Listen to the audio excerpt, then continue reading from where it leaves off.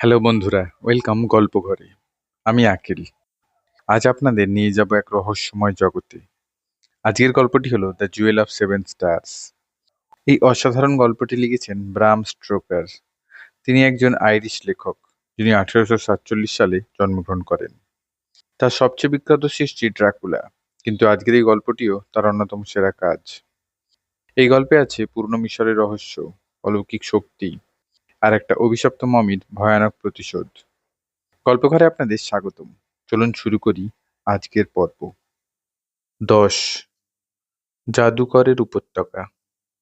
Mister ট্রেলনির পড়ার টেবিলের উপর বইটা রেখে রিডিং ল্যাম্প চালালাম আমি। শেডটা এমনভাবে রাখলাম যাতে শুধু বইয়ের উপর আলো পড়ে। চেয়ার টেনে বসার জায়গা ঠিক করলাম। এখন রোগীর বিছানা, নার্স আর ঘরের দরজা সবই আমার দৃষ্টির সীমার ভিতরে। পরিবেশটা পড়াশোনার জন্য পুরোপুরি আদর্শ হলো না, তবে করার কিছু নেই। আপাতত এই অবস্থাতেই মানিয়ে নিলাম নিজেকে। উল্টাতে শুরু করলাম পাতা। বইটা বেশ পুরনো। প্রথম পাতার লেখা বলছে 1650 সালে আমস্টারডামে ছাপা হয়েছে। ভাষাটা ডাচ। কে যেন হাতে অনুবাদ করেছে পুরোটা। প্রতিটা লাইনের তলায় খুদে অক্ষরে লিখে রেখেছে ইংরাজি ভাষান্তর। অনুবাদের মান ভালো নয়। লাইনে লাইনে এগোনোয় বাক্যগুলো ভীষণ খটমটে। আগে পিছে পড়ে ভাবার্থ বুঝে নিতে হয়। প্রথমে খুব কষ্ট হলো, তবে কিছু দূর এগোতেই অভ্যস্ত হয়ে গেলাম এই অদ্ভুত ভাষা আর ব্যাকরণে। এরপর এগোতে পারলাম তরতর করে। শুরুতে একটু শঙ্কা অনুভব করছিলাম, মার্গারেট হঠাৎ এসে আমাকে বইটা পড়ে ফেলতে দেখে কিনা। ডক্টর উইনচেস্টার চলে যাবার আগে আমরা আলোচনা করে ঠিক করেছি ওকে এই নতুন অনুসন্ধানের ব্যাপারে কিছু জানাবো না। আচার আচরণে দৃঢ়তা থাকলেও মনটা ওর খুব নরম। অতিপ্রাকৃত শক্তির কথা শুনে ভয় পেয়ে যেতে পারে। তাছাড়া আমাদের তদন্ত থেকেও দূরে থাকলেও ভালো হয়। ওর বাবার নির্দেশের বিরুদ্ধে আমরা যদি কিছু করতে বাধ্য হই, তাতে বাধা দিতে পারবে না। রাত 2টো বাজার পরও মার্গারেট যখন এলো না, তখন নিশ্চিন্ত বোধ করলাম। নিশ্চয়ই ঘুমিয়ে পড়েছে। জেগে থাকলে এর ভিতর একবার আসতই। আরো প্রায় 3 ঘন্টা সময় আছে আমার হাতে। বইয়ের পাতায় ফিরে যাবার আগে নজর বোলালাম রুমের ভিতর। নিয়মিত তালে বিছানায় শ্বাস ফেলছেন মিস্টার ট্রেলনি। নার্স কেনেডি চেয়ার নিয়ে বসে আছে পাশে। সুস্থ হয়ে আবার পাহারায় ফিরে এসেছে সে। হাবভাব সতর্ক, স্নায়ু টান টান করে রেখেছে। ল্যান্ডিং এর ঘড়িতে 2টো বাজার সংকেত শুনলাম। ওটার সঙ্গে তাল মিলিয়ে বেজে উঠল বাড়ির বাকি ঘড়িগুলো। আবঝাভাবে শুনতে পেলাম সম্মিলিত ধ্বনির রেশ। দূর থেকে রাতের নগরীর হালকা শব্দ শোনা যাচ্ছে, ভেসে আসছে বাতাসে ভর করে। এত কিছুর পরও কেন যেন নৈশব্দের রাজত্ব কাটছে না। কাঁধ ঝাঁকিয়ে চোখ ফেরালাম বইয়ের দিকে। এতক্ষণ অন্ধকারের দিকে দৃষ্টি নিক্ষেপ করেছিলাম। রিডিং ল্যাম্পের আলোয় সবকিছু তাই সাদা দেখালো প্রথমে। একটু পরেই অবশ্য মানিয়ে নিলাম চোখকে। পড়তে থাকলাম বইটা। জনৈক নিকোলাস ভ্যান হাইনা ফোর্ন লিখেছেন বইটা।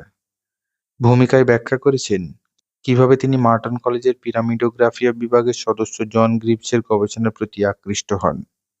লেখক পরে মিশরে গিয়েছিলেন বেড়াতে, কিন্তু ওখানকার আশ্চর্য সব পুরাকীর্তি দেখে এতটাই বিমোহিত হয়ে পড়েন যে কয়েক বছর কাটিয়ে দেন দেশটাতে। মিশরের অসংখ্য পিরামিড, মন্দির আর সমাধি পরিদর্শন করেন তিনি। পিরামিড সৃষ্টির রহস্য সম্পর্কে আরব ইতিহাসবেত্তা ইবনে আবদ আলোকিনের তত্ত্বের নানা রকম ব্যাখ্যা শুনতে পান। এর মধ্যে কিছু ব্যাখ্যা তুলে দেওয়া হয়েছে বইটাতে। ওগুলো এড়িয়ে গিয়ে মিস্টার করবেকের চিহ্ন দেওয়া অংশগুলোতে চলে গেলাম। পড়তে শুরু করতেই অশুভ একটা প্রভাব অনুভব করলাম নিজের ওপর। কয়েকবার নার্স কেনেডির দিকে তাকালাম। নিশ্চিন্ত হয়ে নিতে চাইলাম তার অবস্থান, কারণ কেন জানি মনে হচ্ছিল কেউ আমার খুব কাছেই ঘোরাফেরা করছে। তবে প্রতিবারই নার্সকে তার নিজের জায়গায় দেখলাম। তাই অস্বস্তিটা চাপা দিয়ে পড়তে থাকলাম বইটা। বর্ণনা এগিয়ে চলল। আসওয়ানের পূর্ব দিকের পাহাড় শ্রেণীর মাঝ দিয়ে বেশ কয়েকদিন চলার পর লেখক কিভাবে একটা বিশেষ জায়গায় পৌঁছলেন, শুরু হলো সেই কাহিনী। নিজের ভাষায় লিখেছেন ভদ্রলোক। পাঠকদের সুবিধার্থে সহজ করে সেটা তুলে দিচ্ছি নিচে, লেখকের নিজের ভাষায়। সন্ধ্যার দিকে সংকীর্ণ গভীর এক উপত্যকার প্রবেশপথে পৌঁছালাম আমরা। ওটা পূর্ব থেকে পশ্চিম দিকে বিস্তৃত। অস্তায়মান সূর্যের আলোয় উপত্যকার অন্য পাশে বের হবার পথটা পরিষ্কার দেখা যাচ্ছিল। তাই আমি চাইলাম তক্ষুনি জায়গাটা পেরিয়ে যেতে, কিন্তু আমার সঙ্গী স্থানীয় কুলিরা কিছুতেই রাজি হলো না। একটাই কথা তাদের, সময় বেশি নেই, রাত নামার আগে উপত্যকা থেকে বেরোতে না পারলে বিপদ হবে। আগে কখনো ওদেরকে এমন আচরণ করতে দেখিনি। যখন যেখানে যেতে চেয়েছি নির্দ্বিধায় গেছে। আজ এমন করছে কেন বুঝতে পারলাম না। শুরুতে ওদের ভয়ের কারণটা খুলে বলল না আমাকে। চাপাচাপি করে শেষ পর্যন্ত শুধু এটুকু জানতে পারলাম, ওটা জাদুকরের উপত্যকা। ওখানে রাতের বেলা যাবার ব্যাপারে নিষেধ আছে। জাদুকর সম্পর্কে জানতে চাইলাম, কিন্তু মুখে যেন কুলুপ এঁটে বসে রইল কুলিরা। বলল, জাদুকরের কোনো নাম নেই, তার ব্যাপারে কেউ কিছু জানে না। বিশ্বাস হলো না কথাটা। পরদিন সকালে সূর্য উঠতেই সবার ভয় কেটে গেল। স্বাভাবিক আচরণ করতে শুরু করলো কুলিরা। সুযোগ বুঝে আবার জানতে চাইলাম উপত্যকা সম্পর্কে। জবাবে কুলি সর্দার বলল, হাজার হাজার বছর আগেকার এক জাদুকরকে কবর দেওয়া হয়েছে ওই উপত্যকায়। মানুষটা এক রাজা কিংবা রানী ছিল, ঠিক কোনটা তা জানে না ওরা। নামটাও বলতে পারল না। ওদের ধারণা জাদুকরের নাম মুখে নিলে বিরাট অমঙ্গল হবে। ইহকাল পরকাল সবই খোয়াতে হবে ওই অশুভ নাম উচ্চারণ করলে। উপত্যকায় নেমে এলাম আমরা। কুলিরা সবাই জটলা করে আমার সামনে এগোতে থাকলো। কেউ পিছে থাকতে চাইছে না। আমাকে বলল, ওই মৃত জাদুকরের হাত নাকি অনেক লম্বা, কেউ পিছে পড়লে তাকে ছিনিয়ে নিয়ে যাবে। বাধ্য হয়ে আমাকেই তাই থাকতে হলো সবার শেষে। উপত্যকার সবচেয়ে সরু অংশটার দক্ষিণে পাহাড়ের একটা খাড়া পাথুরে পাঁচিল আছে। শরীর একেবারে মসৃণ ও সমতল ওটার। মুখ করে আছে ঠিক উত্তর দিকে। ওখানে পৌঁছতেই পাঁচিলটার গায়ে খোদাই করা নানা রকম ছবি আর প্রতীক দেখতে পেলাম। মানুষ, পশু পাখি, মাছ, সরীসৃপ, সূর্য, তারা থেকে শুরু করে অস্পষ্ট অচেনা অসংখ্য সব জিনিস। কিছু কিছু জায়গায় মানব শরীরের বিচ্ছিন্ন অঙ্গ প্রত্যঙ্গের ছবি চোখে পড়ল। হাত, পা, আঙুল, চোখ, নাক, কান, ঠোঁট, এসব আর কি। অদ্ভুত রহস্যময় সব ছবি। আগা মাথা কিছুই বুঝতে পারলাম না। ওগুলোর প্রতি ভীষণ কৌতূহল জাগলো। কুলিদের থামতে বলে দিনের বাকি অংশটা ওখানেই কাটালাম। টেলিস্কোপ দিয়ে ছবিগুলো যতদূর সম্ভব খুঁটিয়ে খুঁটিয়ে পরীক্ষা করলাম। আমার মিশরীয় সঙ্গীরা ভয়ে আতঙ্কে আধমারা হয়ে গেল। উপত্যকা ছেড়ে চলে যাবার জন্য আমাকে নানাভাবে পিড়পিড়ি করতে থাকলো, কিন্তু আমি ওদের কথায় কান দিলাম না। বিকেল পর্যন্ত ওখানে থাকলাম আমরা। এর ভিতর তেমন গুরুত্বপূর্ণ কোনো কিছু আবিষ্কার করতে পারলাম না। ছবিগুলো দেখে মনে হচ্ছিল ওখানে জাদুকরের সমাধিটা থাকতে পারে, তবে সেটার মুখ খুঁজে পেলাম না কিছুতেই। ততক্ষণে কুলিরা বিদ্রোহ করার মতো অবস্থায় পৌঁছে গেছে। আমাকে ফেলেই না চলে যায়। সে ভয়ে উপত্যকা থেকে বেরোতে রাজি হয়ে গেলাম, নইলে ওই কঠিন পরিবেশে সম্পূর্ণ একা হয়ে যাব। ওখান থেকে চলে এলাম ঠিকই, কিন্তু মনে মনে সিদ্ধান্ত নিলাম সুযোগ বুঝে পরে আবার যাব ওখানে। সমাধিটা খুঁজে বের করব। উপত্যকা ছেড়ে পাহাড়ের মধ্য দিয়ে আরো দিন কয়েক চলার পর দেখা পেলাম এক বেদুইন আরব শেখের। তাকে সব কথা খুলে বলতেই আমাকে সাহায্য করতে রাজি হলো। লক্ষ্য করলাম আরবরা মিশরীয়দের মতো কুসংস্কারে বিশ্বাস করে না। কুলিদের বিদায় করে দিলাম। তারপর বেদুইনদের নিয়ে ফিরে গেলাম জাদুকরের উপত্যকায়। খাড়া পাহাড়টায় চড়ার চেষ্টা করলাম আমি, তবে সফল হলাম না। পাঁচিলটা এমনিতেই মসৃণ, তার উপর হাতুড়ি আর ছেনি দিয়ে কোনো কালে যেন একেবারে সমান করে দেওয়া হয়েছে। তবে একসময় ওটার গায়ে পাথরের সিঁড়ি ছিল, এমন চিহ্ন দেখতে পেলাম। বুঝতে পারলাম উপরে কিছু একটা আছে। এমনিতে পাঁচিলটা বেয়ে ওঠা সম্ভব নয়, সঙ্গে মইও ছিল না। তাই বিকল্প বুদ্ধি বের করলাম। কয়েকজন বেদুইনকে নিয়ে ঘুরপথে গিয়ে উঠলাম পাহাড়টার চূড়ায়। সেখান থেকে দড়িতে বেঁধে ওরা আমাকে নিচে নামিয়ে দিল। ছবিগুলো পরীক্ষা করতে গিয়ে পেয়ে গেলাম সমাধিতে ঢোকার প্রবেশপথটা। একটা বড় পাথর দিয়ে ঢাকা ছিল ওটা। চারপাশটা ছবি খোদাই করে এমনভাবে ঢেকে দেওয়া হয়েছে যাতে ওটার অস্তিত্ব বোঝা না যায়। জায়গাটা উপত্যকার মেঝে থেকে প্রায় 100 ফুট উপরে, পাহাড়ের 2/3 উচ্চতায়। মোটামুটি এক মানুষ উচ্চতার ফোকর ওটা।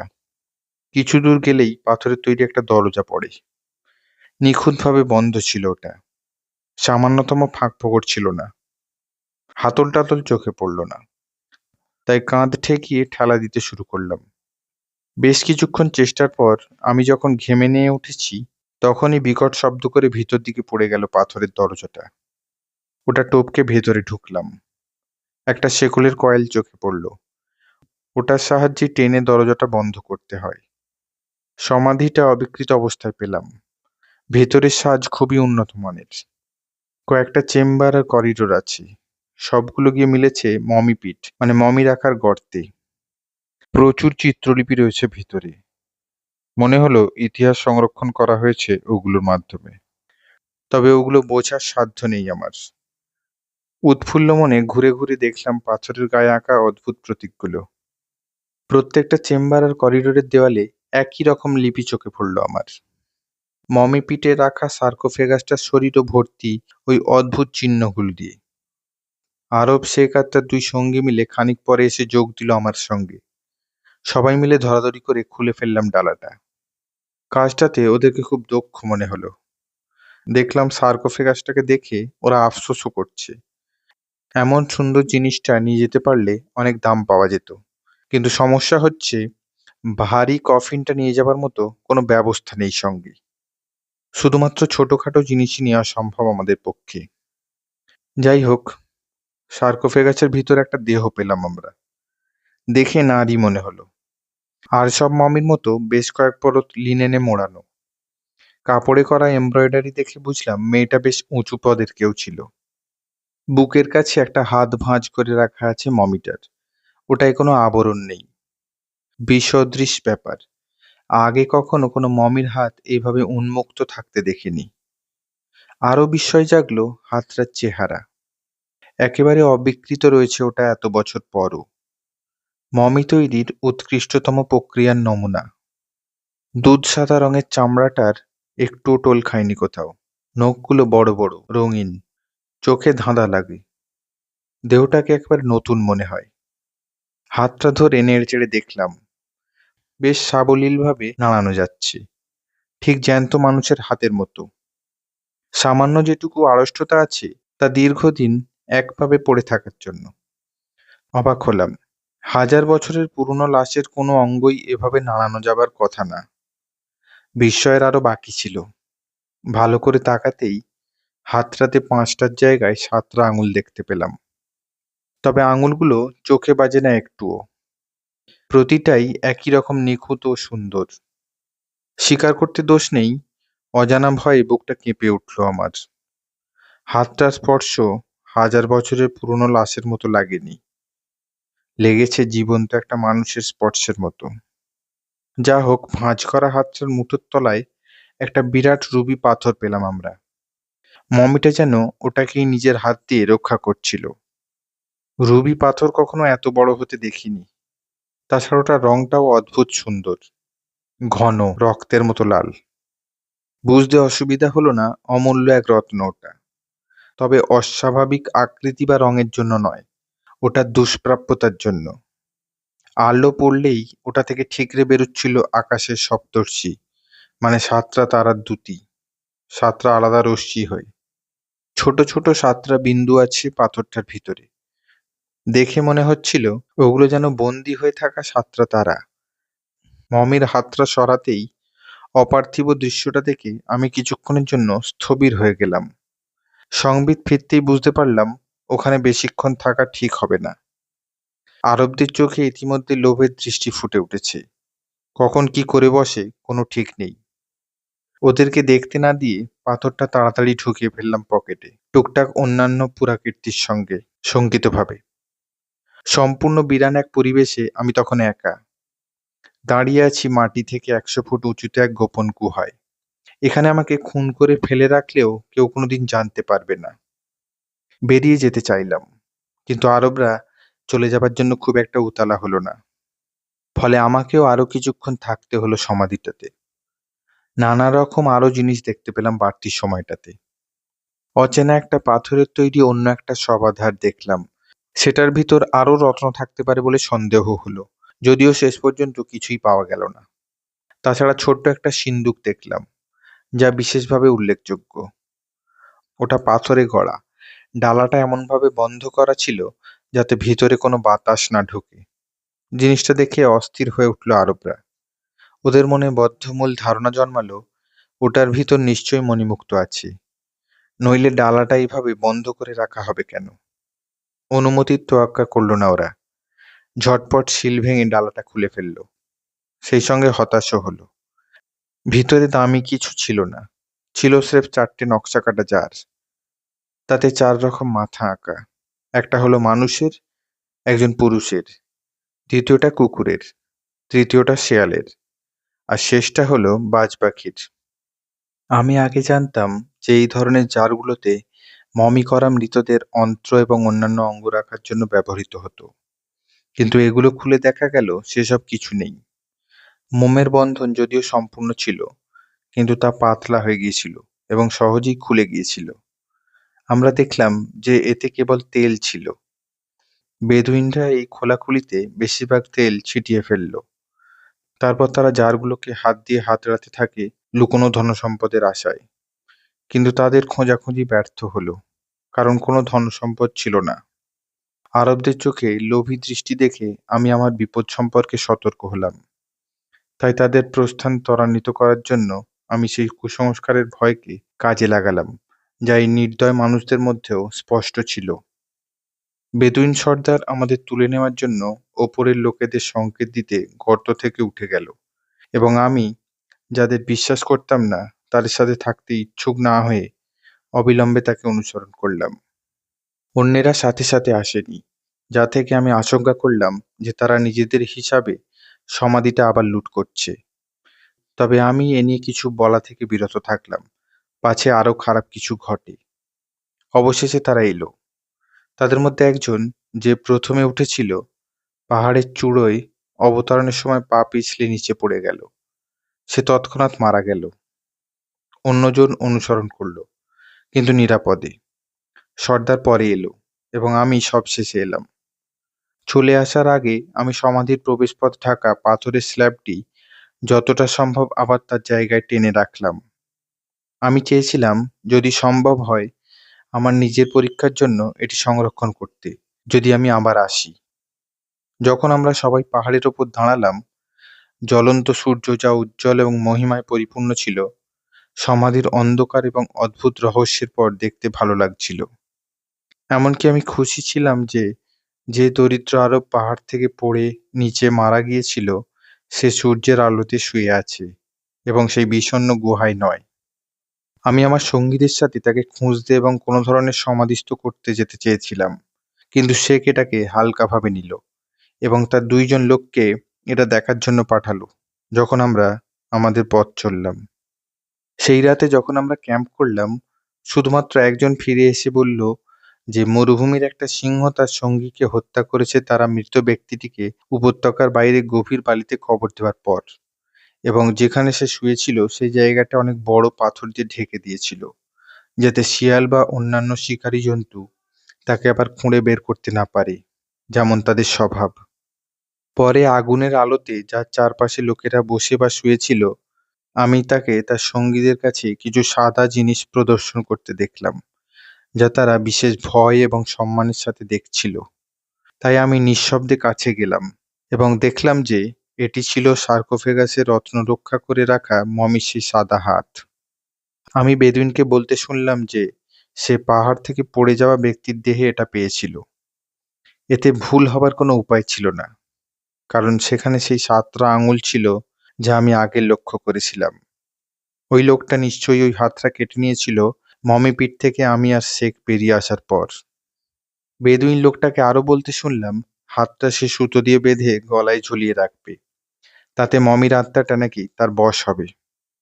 কথাটা কেউ উড়িয়ে দিল না, কারণ হাতটা যে 8-10টা মমির হাতের মতো নয় তা সবাই বুঝতে পারছে। আমি নিজেও বিস্ময়ের সঙ্গে লক্ষ্য করলাম কবজির ওপরে কাটা জায়গাটা টকটকে লাল হয়ে আছে, যেন একটু আগেই জ্যান্ত কারো শরীর থেকে কেটে আনা হয়েছে ওটা। সে রাতটা তীব্র আতঙ্কে কাটলো আমার। সামান্য একটা মমির হাত যদি অশিক্ষিত বেদুইনদের কাছে এত গুরুত্বপূর্ণ হয়, তাহলে হাতের তলায় পাওয়া রত্নটাকে না জানি কি ভাববে। যদিও শুধু বেদুইনদের সর্দার ওই শেখ ছাড়া আর কেউ জানে না রত্নটার কথা, কিন্তু গোমর ফাঁস হতে আর কতক্ষণ। লোকটা নিজেও লোভী হয়ে উঠতে পারে যে কোনো মুহূর্তে। সারা রাত তাই জেগে থাকার সিদ্ধান্ত নিলাম আমি। নিজেই নিজেকে পাহারা দেব। ঠিক করলাম, সকাল হলেই যত দ্রুত সম্ভব এই দলটাকে ছেড়ে চলে যেতে হবে আমাকে। নীল নদের তীরে গিয়ে নতুন কোনো গাইড খুঁজে নেব। আমার সঙ্গে থাকা অমূল্য রত্নটার কথা জানাবো না কাউকে। চলে যাব আলেকজান্দ্রিয়ায়। সেখান থেকে জাহাজে চেপে দেশে ফিরব। জেগে থাকার প্রচণ্ড ইচ্ছে সত্ত্বেও রাত গভীর হতেই ঘুম ভর করল চোখে। কিছুতেই চোখের পাতা খোলা রাখতে পারলাম না। সবার অলক্ষ্যে রত্নটা পকেট থেকে বের করে আনলাম আমি। মুঠোর মধ্যে ওটা লুকিয়ে শুয়ে পড়লাম। এখন আমার জামা কাপড় তল্লাশি করে ওটা আর পাবে না কেউ। হাত থেকে ছিনিয়ে নিতে চাইলে আমার ঘুম ভাঙাতে হবে। এখানে একটা ব্যাপার বলে রাখি, পাথরটা হাতে নিতেই উত্তাপ অনুভব করেছি আমি। মুঠোর ভিতর জ্বলজ্বল করছিল ওটা। সাতটা তারার দ্যুতি ছড়াতে শুরু করেছিল। ওটার পিছন দিকে খোদাই করা প্রতীকগুলো তখনই প্রথমবারের মতো চোখে পড়ল। সমাধিতে এই একই প্রতীকগুলো দেখেছি আমি, তবে অর্থ বের করতে পারিনি। যা হোক, মুঠোটা শক্ত করে ফেললাম, যাতে দ্যুতিটা দেখতে না পায় আমার সঙ্গীরা। তারপর ঘুমিয়ে পড়লাম আগুনের পাশে। পরদিন যখন ঘুম ভাঙল তখন বেলা চড়ে গেছে। সূর্যের কড়া রোদ অত্যাচার শুরু করে দিয়েছে মুখের ওপর। উঠে বসে চারপাশে তাকাতেই চমকে গেলাম। ক্যাম্পের আগুন নিভে গেছে অনেকক্ষণ আগে। বেদুইনরা সবাই অদৃশ্য। রয়ে গেছে শুধু একটা মৃতদেহ। আমার খুব কাছে পড়ে আছে মানুষটা, বেদুইনদের সর্দার আরব শেখ। চিত হয়ে পড়ে আছে মাটিতে। মুখটা কালো হয়ে আছে, চোখ দুটো খোলা। শূন্য দৃষ্টি মেলে রেখেছে আকাশের দিকে। দৃষ্টিতে আতঙ্কের ছাপ, যেন মরার আগে অবিশ্বাস্য কিছু দেখতে পেয়েছিল। গলা টিপে মারা হয়েছে শেখকে। কণ্ঠের ওপর লাল হয়ে বসে গেছে আঙুলের ছাপ। দাগগুলো অস্বাভাবিক লাগলো, তাই গুনে দেখলাম। মোট 7টা। 6টা দাগ বসেছে সমান্তরালভাবে। বুড়ো আঙুলেরটা আলাদা। শির দাঁড়া বেয়ে একটা শীতল স্রোত বয়ে গেল। মমির হাতটাতে 7টা আঙুল ছিল। রত্নটা তখনও ধরে রেখেছি হাতে। কি ভেবে যেন মুঠিটা খুললাম। পাথরটা টুপ করে খসে পড়ল, আর পড়ল গিয়ে মৃত লোকটার খোলা মুখে। অবিশ্বাসের চোখে দেখলাম সঙ্গে সঙ্গে উষ্ণ প্রসবনের মতো রক্তের ধারা বেরিয়ে এলো লাশের মুখ দিয়ে। ঘন লাল রক্ত। তাতে হারিয়ে গেল রত্নটা। তাড়াতাড়ি চমক সামলে লাশটাকে উপুড় করলাম ওটাকে খুঁজে বের করতে। তখনই চোখে পড়ল শেখের ডান হাতটা। শরীরের পিছনে ওটা ভাঁজ হয়েছিল, মুঠোয় বড় একটা ভোজালি ধরা। জিনিসটা ভীষণ ধারালো। ধরার ভঙ্গি থেকে মনে হলো ওটা দিয়ে চুপিসারে আমাকে খুন করতে এসেছিল লোকটা। কিন্তু কাজ শেষ হবার আগেই অচেনা আততায়ীর শিকার হয়েছে। এই আততায়ী কি মানুষ না অন্য কোনো শক্তি তা জানি না। কৌতূহলটা নিবৃত্ত করবার কোনো চেষ্টা করলাম না। তাড়াতাড়ি রক্তের পুকুর ঘেঁটে খুঁজে বের করলাম রত্নটা।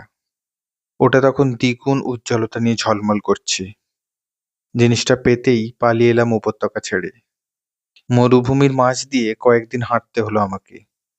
পানির অভাবে নরক যন্ত্রণা ভোগ করতে হলো। মরেই যেতাম, কিন্তু হঠাৎ দেখা পেয়ে গেলাম এক আরব গোত্রের। ওরা আমাকে উদ্ধার করলো, চিকিৎসা দিল। সুস্থ হয়ে আমি ফিরে এলাম বাড়িতে। মমির হাতটার কি হয়েছে তা আমি জানি না। জানি না ওটা যার কাছে ছিল তার ভাগ্যি বা কি ঘটেছে। শুধু এটুকু অনুমান করতে পারি, সে রাতে আমি যখন ঘুমিয়েছিলাম তখন ভয়ঙ্কর কিছু একটা ঘটে গেছে ক্যাম্পে। নইলে বেদুইনরা ওভাবে পালিয়ে যেত না। হাতটা ওরা সঙ্গে নিয়ে গেছে কিনা কে জানে। হয়তো ওটা এখন কারোর গলায় মাদুলি হয়ে ঝুলছে।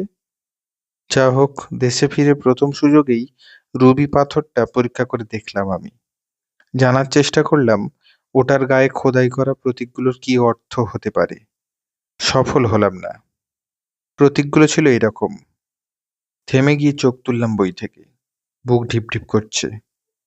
পড়বার সময় কেন যেন কয়েকবার মনে হয়েছিল বইটার উপর মানুষ্য হাত আকৃতির একটা ছায়া দেখতে পাচ্ছি। প্রথমে ভেবেছিলাম ওটা চোখের ভুল, রিডিং ল্যাম্পের শেডের কারসাজি, কিন্তু এখন আর তা মনে হচ্ছে না। দুরু দুরু বুকে নজর বোলালাম ক্রিস্টাল ডিসপ্লেটার দিকে। জানালা গলে আসা চাঁদের আলোয় আবছাভাবে আলোকিত হয়ে আছে ওটা। ভিতরে শুয়ে থাকা মমের হাতটা পরিষ্কার দেখতে পাচ্ছি। বুঝতে অসুবিধা হচ্ছে না, ওটার কথাই বই লিখে গেছেন নিকোলাস ভ্যান হাইন। বিছানার দিকে তাকালাম। নার্স কেনেডি সজাগ আছে দেখে স্বস্তি পেলাম। এমন পরিবেশে এমন একটা ভয়াল কাহিনী পড়ার সময় দ্বিতীয় একজন মানুষের উপস্থিতি খুবই প্রয়োজন। পড়তে পারলাম না আর। মাথার ভিতর নানা রকম চিন্তা পাক খেতে শুরু করেছে। হঠাৎ একটা হাত দেখতে পেলাম সামনে। ফর্সা নারীর হাত। ল্যাম্পের আলোয় শিরাগুলো পরিষ্কার দেখা যাচ্ছে। তীব্র আতঙ্কে আঁতকে উঠলাম। চিৎকার করতে চাইলাম, পারলাম না। শরীরটা যেন আর নিজের নেই। নিজেকে সামলে নিলাম দ্রুত। লক্ষ্য করেছি হাতটাতে 7টা আঙুল নেই। কবজির ওপরও কাটা নয় ওটা। জীবন্ত একজন মানুষের হাত ওটা। আমার অতি চেনা একজন মানুষ। মার্গারেট ট্রেলির হাত দেখে খুশি হওয়া উচিত আমার, আতঙ্কিত নয়। আস্তে আস্তে মুখ তুললাম। ও দাঁড়িয়ে আছে টেবিলের সামনে। কি হয়েছে তোমার? জিজ্ঞেস করলো মার্গারেট। বইটার দিকে ওভাবে তাকিয়ে আছো কেন? আমি তো ভাবলাম অজ্ঞান টজ্ঞান হয়ে গেল নাকি। উঠে দাঁড়িয়ে আশ্বস্ত করার ভঙ্গিতে হাসলাম। খুব মনোযোগ দিয়ে পড়ছিলাম কিনা? পুরনো একটা বই লাইব্রেরি থেকে এনেছি। পড়া শেষ হয়েছে, এক্ষুনি আবার রেখে আসছি এটা। তোমার বাবা নিশ্চয়ই বইপত্র এলোমেলো দেখলে খুশি হবেন না। অম্লান বদনে মিথ্যা বলে বেরিয়ে এলাম রুম থেকে। ওকে বইটার ব্যাপারে আগ্রহী করতে চাইছি না। লাইব্রেরিতে গেলাম না, বইটা নিজের রুমে রেখে ফিরে এলাম। নার্স কেনেডি তখন ঘুমোতে যাবার প্রস্তুতি নিচ্ছে। মার্গারেট ওর জায়গা নেবে। এখন আর বই নিয়ে বসা সম্ভব নয়। দুজনে পাশাপাশি বসে গল্পে মেতে গেলাম। আমাদের কথাবার্তায় মিস্টার ট্রেলনির অসুস্থতার বিষয় রইল না। রইল না মিশর, মমি, কাটা হাত, রত্ন বা সমাধি, কোনো কিছুই। নিজেদের নিয়ে আলোচনা করলাম আমরা। ভবিষ্যৎ নিয়ে কথা বললাম। সময় যে কিভাবে কেটে গেল তা টেরই পেলাম না। হঠাৎ যখন জানালায় ভোরের আলো দেখলাম, তখন অবাকই লাগলো। ততক্ষণে বইটার কথা প্রায় ভুলেই গেছি আমি। মগ্ন হয়ে গেছি মার্গারেটের সান্নিধ্যে। সকালে ডক্টর উইনচেস্টার যখন এলেন, আমি তখন ডাইনিং রুমে ঘুমাতে যাবার আগে নাস্তা সারছি। রোগীকে দেখে আমার কাছে চলে এলেন তিনি। প্রায় একই সময় মিস্টার করবিকে উদয় হলেন। তিনজনে মিলে গত রাতের আলোচনার খেই ধরলাম। আমি জানালাম, বইয়ের একটা অধ্যায় পড়ে শেষ করেছি। ওটা ডক্টর উইনচেস্টারকেও পড়ে দেখতে অনুরোধ করলাম আমি। রাজি হলেন ভদ্রলোক। জানালেন, বিশেষ একটা কাজে ইপসুইচে যেতে হচ্ছে তাকে একটু পরেই। বইটা দিয়ে দিলে ট্রেনে বসেই পড়ে ফেলতে পারবেন। সন্ধ্যায় আবার ফিরিয়েও দিতে পারবেন। রুমে গিয়ে বইটা খুঁজে পেলাম না। বিছানার পাশে ছোট্ট টেবিলের ওপর রেখেছিলাম ওটা, এখন নেই। অবাক লাগলো, ওটা চাকররা কেউ নেবে বলে মনে হয় না। মার্গারেটও রাতভর আমার সঙ্গেই ছিল। পুরো রুম তন্ন তন্ন করে খুঁজলাম, কিন্তু কিছুতেই পেলাম না ওটা। হতোদ্যম হয়ে ফিরে আসলাম ডাইনিং রুমে। ডাক্তারকে জানালাম ঘটনাটা। আফসোস প্রকাশ করলেন উইনচেস্টার। তারপর বেরিয়ে গেলেন বাড়ি থেকে। ইপসুইচের ট্রেন ধরবেন। ডাক্তার চলে গেলে মিস্টার করবেকের সঙ্গে আলোচনায় বসলাম আমি। ভ্যান হাইনের বইটা তার নখদর্পণে। জিনিসটা হাতের কাছে না থাকলেও আলোচনা করতে অসুবিধা হলো না। কতদূর পড়েছি তা জানালাম আমি। বললাম, মার্গারেট এসে না পড়লে প্রতীকগুলো সম্পর্কে আরো কিছু জানতে পারতাম। এখন তো বইটাই গায়েব। ওখানে কি লেখা ছিল তা খুলে বলতে অনুরোধ করলাম মিস্টার করবেককে। মুচকি হাসলেন ইজিপ্টোলজিস্ট। হতাশ হবার কিছু নেই। ওখানে প্রতীকগুলোর অনুবাদ পেতেন না। ভ্যান হাইনের সময় তো নয়ই, পরবর্তী 2 শতাব্দীতেও খোদাইগুলোর অর্থ বের করতে পারেনি কেউ।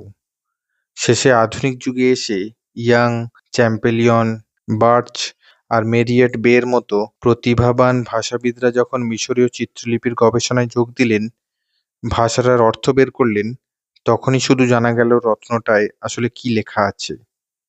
অর্থটা আমি পরে কখনো আপনাকে বলবো, যদি মিস্টার ট্রেলনির অনুমতি পাই আর কি। আপাতত এটুকু জানুন, ভ্যান হাইনের বইয়ের ওটার বর্ণনা এবং হল্যান্ডের রত্নটা তিনি কিভাবে নিয়ে এলেন সেই গল্প পাবেন। বইটা ওখানেই শেষ। ভ্রু কোঁচকালাম। শুধু এটুকু জানার জন্য ওটা পড়তে দিয়েছিলেন আমাকে? তাতে লাভটা কি? আমার তো জানা দরকার কাটা হাতটা এ বাড়ি পর্যন্ত এলো কি করে। হাত তুলে আমাকে আশ্বস্ত করলেন করবিক। জানবেন সবই। বইটা আপনাকে পড়তে দিয়েছিলাম আগ্রহ জাগাবার জন্য। ভ্যান হাইনের লেখাটার প্রধান বৈশিষ্ট্যই হলো ওটা পাঠককে চিন্তার খোরাক দেয়, কৌতূহলী করে তোলে। যেমন হয়েছিলাম আমি আর মিস্টার ট্রেলনি। প্রায় একই সময় বিষয়টা নিয়ে নাড়াচাড়া করতে শুরু করি আমরা। মিস্টার ট্রেলনি প্রাচীন মিশরের পুরাকীর্তি সংগ্রহের এক পর্যায়ে পুরনো বুকসেলারদের ক্যাটালগের মাধ্যমে ভ্যান হাইনের বইটার সন্ধান পান, যেটা আপনাকে পড়তে দিয়েছিলাম। লেইডেন ইউনিভার্সিটির লাইব্রেরিতে বইটার আরেকটা কপি পাই আমি। ওটা পড়তে শুরু করি। গোপন সমাধিটার বর্ণনা আমাদের দুজনকেই অভিভূত করে। করবে নাই বা কেন? পাহাড়ের ১০০ ফুট উপরে তৈরি করা হয়েছে ওটা। মুখ ঢেকে দেওয়া হয়েছে। পাহাড়ের শরীর পর্যন্ত এমনভাবে মসৃণ করে দেওয়া হয়েছে যাতে ওটার কাছে পৌঁছতে না পারে কেউ। এত সব গোপনীয়তার পর পাহাড়ের গায়ে বিভিন্ন রকম প্রতীক খোদাই করা হলো কেন? সেটাও বিস্ময় জাগালো আমাদের মনে। প্রতীকগুলো তো মানুষের দৃষ্টি আকর্ষণ করছে। যে সমাধি লুকোনোর জন্য এত পরিশ্রম করা হয়েছে, সেটার দিকে আবার চোখ পড়বার মতো জিনিস কেন আঁকা হয়েছে বাইরে? আরেকটা বিস্ময়ের ব্যাপার আছে। ভ্যান হাইনের সময় আর আমাদের সময়ের মাঝে ইজিপ্টোলজিস্ট অনেক সমৃদ্ধ হয়েছে। প্রাচীন মিশরের বেশিরভাগ গুরুত্বপূর্ণ সমাধির রেকর্ডই সংগ্রহ করা গেছে, কিন্তু কোথাও ওই বিশেষ সমাধিটির বর্ণনা নেই কেন? জাদুকরের উপত্যকা নামটাও কম আগ্রহী করল না আমাদের। কৌতূহল মেটাতে অন্যান্য ইজিপ্টোলজিস্টদের সঙ্গে যোগাযোগ করতে শুরু করেছিলেন মিস্টার ট্রেলনি। সেই সূত্রেই পরিচয় হয় আমাদের। খাতির জমতে বেশি সময় লাগেনি, কারণ দুজনের মনেই একই উদ্দেশ্য, একই লক্ষ্য বিরাজ করছিল। একসঙ্গে কাজ করবার সিদ্ধান্ত নিলাম আমরা। ঠিক করলাম রহস্যময় ওই উপত্যকা আর সমাধি খুঁজে বের করব। মিস্টার ট্রেলনি অভিযানের প্রস্তুতি নিতে শুরু করলেন। এই ফাঁকে আমি চলে গেলাম হল্যান্ডে, ভ্যান হাইনের গল্পের সত্যতা যাচাই করবার জন্য। সরাসরি হোর্ন প্রদেশে চলে গেলাম আমি। জায়গাটা খুবই অনুন্নত। গত ১.৫-২ শতাব্দীতে বাহ্যিক কোনো পরিবর্তন হয়নি। লেখক ভদ্রলোকের বাড়ি এবং বংশধরদের খুঁজে বের করবার চেষ্টা করলাম। আমার সেই খাটাখাটনির বর্ণনা দিয়ে বিরক্ত করব না আপনাকে। শুধু ফলাফলটা বলছি। বিস্তর খোঁজাখুঁজির পর জানতে পারলাম ভ্যান হাইন পরিবারের সমস্ত সদস্য বহুদিন আগে মারা গেছে। কেউ জীবিত নেই। খবরটা শুনে মিশর থেকে ভ্যান হাইনের আনা পুরো কীর্তিগুলোর খোঁজে বের হলাম আমি। প্রচুর জিনিস ছিল ভদ্রলোকের কাছে। বেশ কয়েকটার হদিশ পেলাম লেইডেন, ইউটরেক্ট আর আমস্টারডামের জাদুঘরে। ধনী সংগ্রাহকদের কাছেও পেলাম কিছু কিছু। কিন্তু আসল জিনিসটা আমি পেলাম গিয়ে হুর্নের এক বৃদ্ধ ঘড়ি নির্মাতা কাম জুয়েলারের কাছে। গুবরে পোকা আকৃতির একটা রক্তলাল রুবি, ভেতরে ৭টি তারা, পিছন দিকে খোদাই করা হায়ারোগ্লিফিক্স। বুড়ো দোকানদার জিনিসটার আসল মূল্য জানত না, স্রেফ অদ্ভুত একটা পাথর ভেবে আগলে রেখেছিল। মোটাসোটা একটা দাম দিতেই রত্নটা আমার হয়ে গেল। সেটা নিয়ে আমি ফিরে এলাম লন্ডনে। ব্যাস, ভ্যান হাইনের অবিশ্বাস্য কাহিনীর একটা বাস্তব প্রমাণ পেয়ে গেলাম আমরা। রত্নটা মিস্টার ট্রেলনির বিশাল সেফটায় রেখে আমরা অভিযানে বেরোবার জন্য তৈরি হলাম। অল্প বয়সী স্ত্রীকে রেখে অমন একটা অভিযানে যেতে মিস্টার ট্রেলনির অবশ্য খুব খারাপ লাগছিল, কিন্তু তার স্ত্রী ছিলেন অন্য ধাতের মহিলা। স্বামীর ইচ্ছা অনিচ্ছাকে খুবই গুরুত্ব দিতেন তিনি। জানতেন অভিযানটার জন্য ভদ্রলোক কতটা উতলা হয়েছিলেন। তাই সমস্ত দুশ্চিন্তার উদ্বেগকে চাপা দিয়ে স্বামীকে উৎসাহ জোগালেন তিনি, সাহস দিলেন। মন থেকে দ্বিধা দূর হয়ে গেল মিস্টার ট্রেলনির। কয়েকদিন পরেই মিশরের উদ্দেশ্যে রওনা দিলাম আমরা, এক বুক আশা নিয়ে।